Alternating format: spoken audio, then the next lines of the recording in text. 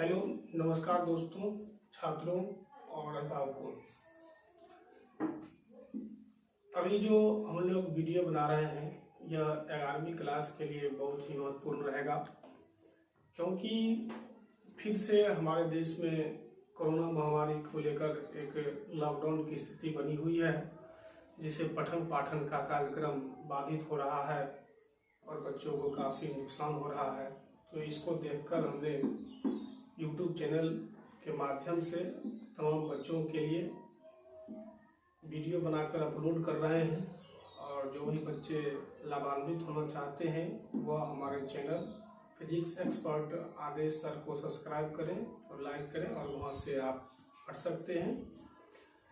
इन्हीं बीच में हम 11वीं क्लास के कुछ टॉपिक्स को लेकर के आए हैं, जिस टॉपिक में हम लोग सबसे पहले जानेंगे मेजरमेंट के बारे में। जो सबसे पहले भौतिकी में मेजरमेंट की एक बहुत बड़ी आवश्यकता होती है। मेजरमेंट के रूप में ही हम किसी भी चीज़ को माप सकते हैं। तो इन्हीं सब बातों को लेकर के हम आगे बढ़ेंगे, जिसमें हम लोग मेजरमेंट, मापन और यूनिट, मात्रक से संबंधित तथ्यों पर आज बात करेंगे। अगले के वीडियो में हम आपको डायमेंशन के बारे में बताएंगे। तो चलिए हम क्लास को स्टार्ट करते हैं और जानते हैं कि मापन से क्या और उसका कहाँ उपयोग करते हैं। तो किसी भी भौतिक राशि को मापने के लिए एक इकाई की आवश्यकता होती है, उस इकाई को मात्रक कहते हैं। जैसे कि आप लोग जानते हैं कि कोई भी द्रव्यमान है, जैसे चीनी, उसको हम केजी में मापते हैं। द्रव्य है, ठोस में है वो द्रव्यमान, तो उसको हम केजी में मापते हैं। अगर द्रव्य है तो उसको लीटर या मिलीलीटर में मापेंगे। तो ये सब मापन से संबंधित तथ्य है हमारे पास। तो हमारा सबसे पहला अध्याय है मापन। मापन किसको कहेंगे, मेजरमेंट किसको कहेंगे। देखिए, हमने बोर्ड पर कुछ चीजों को लिखा है कि मापन जो है, किसी भी भौतिक राशि को मापने की विधि को मापन कहेंगे। किसी भी भौतिक राशि को मापने की विधि को हम मापन कहते हैं। अब उसके बाद आता है कि फिजिकल क्वांटिटी। जब भी मापेंगे तो फिजिकल क्वांटिटी होगा। वह फिजिकल क्वांटिटी जो है, क्या फिजिकल क्वांटिटी कहते हैं किसको है, भौतिक राशि।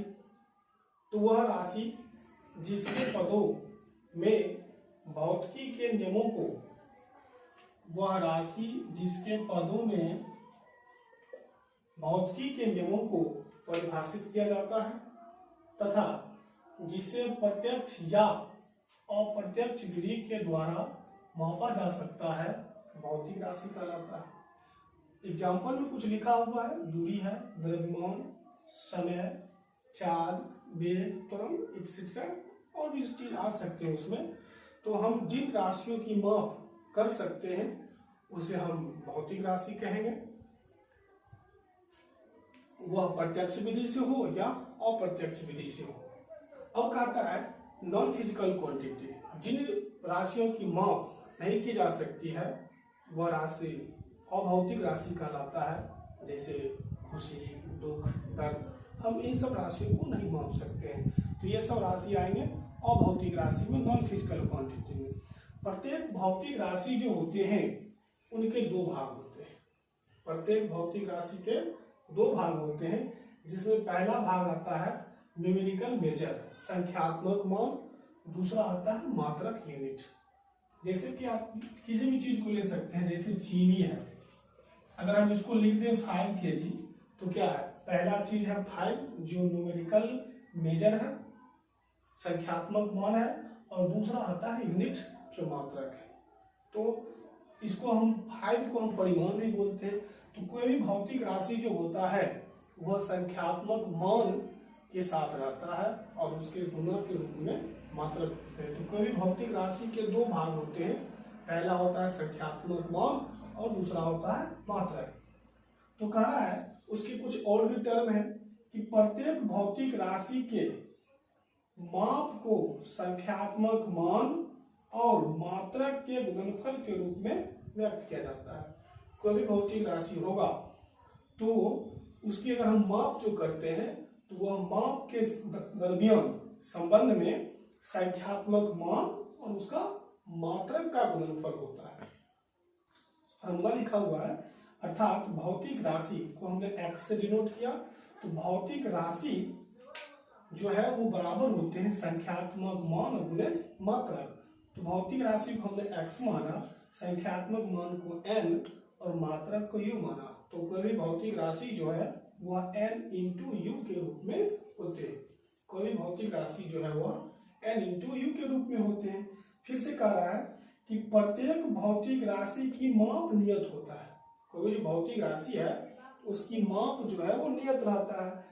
अगर हम मात्रक को बदल दें तो उसके संख्यात्मक मान और मात्रक संख्यात्मक मान जो है वो बदल जाता है। हम कह सकते हैं कि प्रत्येक भौतिक राशि के माप नियत रहता है या नियत होता है।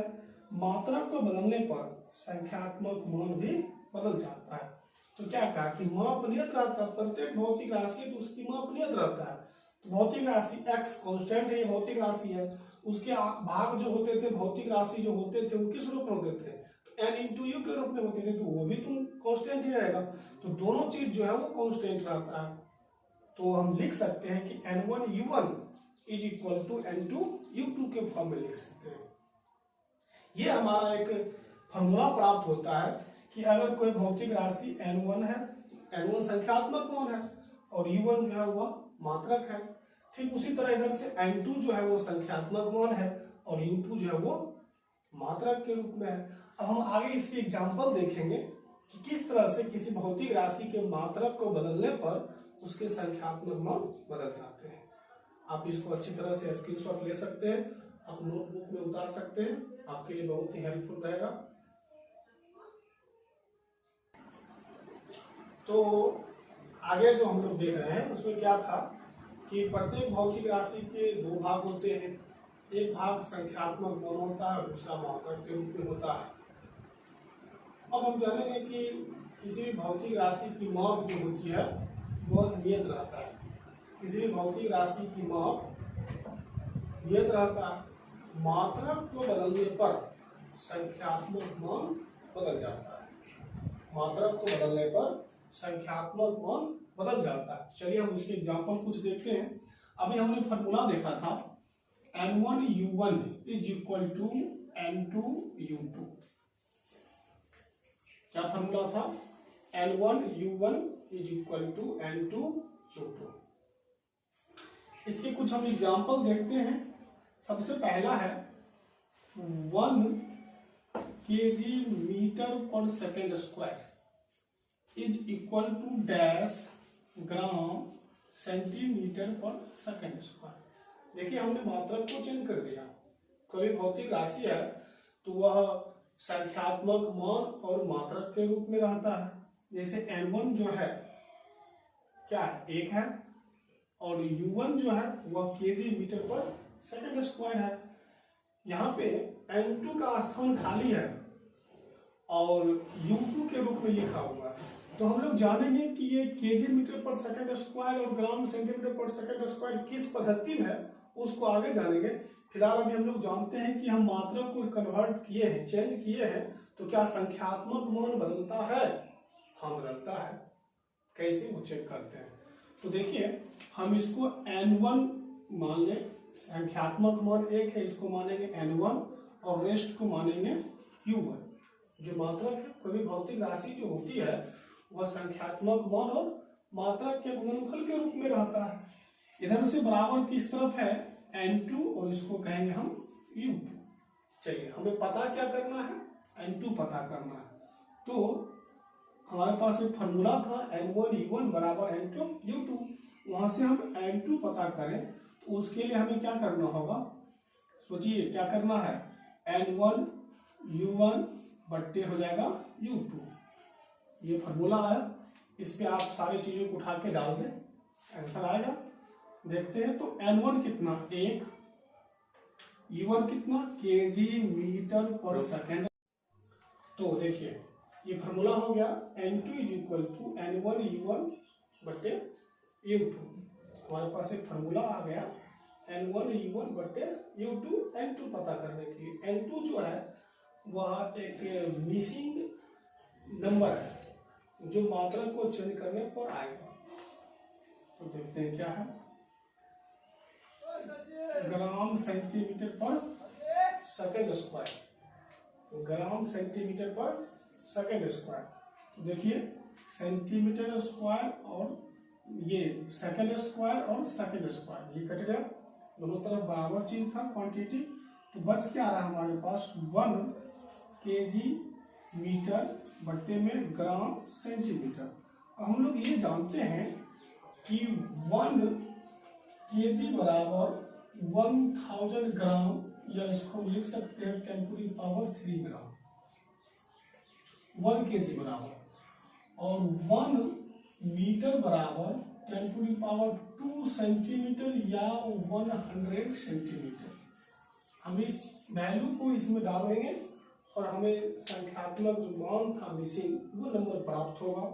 तो देखिए एक को रहने दे गुना में, 1 kg के बदले हम लिख सकते हैं क्या 10⁻³ ग्राम।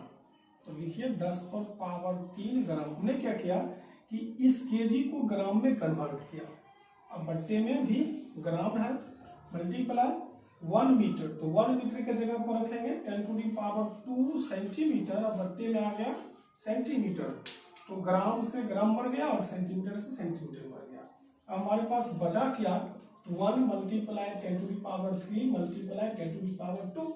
तो हम लोग जानते हैं कि आधार समान है, गुना है, तो घातांक का योग होगा, तो 10⁵। तो इस n2 क्या आ गया 10⁵। तो हम लोग ये भी जानते हैं कि 1 kg metre per second square बराबर 10⁵ ग्राम सेंटीमीटर पर सेकेंड स्क्वायर।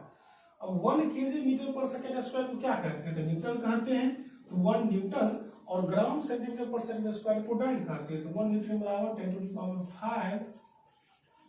जैसा कि आप लोग इस चीज को जानते होंगे कि 1 न्यूटन जो है वह 10⁵ डाइन के बराबर होता है। कुछ इसी तरह का हम एग्जाम्पल देते हैं, आप लोग अभ्यास करेंगे। आशा करते हैं कि ये चीज अच्छी तरह से समझ में आई होगी। अगर ना समझ में आया हो तो आप हमें कमेंट बॉक्स में कमेंट कर सकते हैं, हम फिर से आपके लिए कुछ समाधान निकालेंगे, या मेरे एक संपर्क नंबर है उस पर आप कॉन्टैक्ट कर सकते हैं। तो कुछ हम एग्जाम्पल आपको लिख दें, आप लोग अभ्यास करेंगे। दूसरा एग्जाम्पल लिखते हैं 1 kg metre per second is equal to dash gram centimetre per second. तीसरा एग्जाम्पल होगा 1 kg मीटर स्क्वायर प्रति सेकेंड स्क्वायर बराबर डैश ग्राम सेंटीमीटर स्क्वायर प्रति सेकेंड स्क्वायर। फोर्थ क्वेश्चन होगा 1 kg प्रति मीटर स्क्वायर प्रति सेकेंड स्क्वायर बराबर dash gram प्रति सेंटीमीटर प्रति सेकेंड स्क्वायर। इन 3 रेस्ट क्वेश्चन को आप सॉल्व करें। धन्यवाद।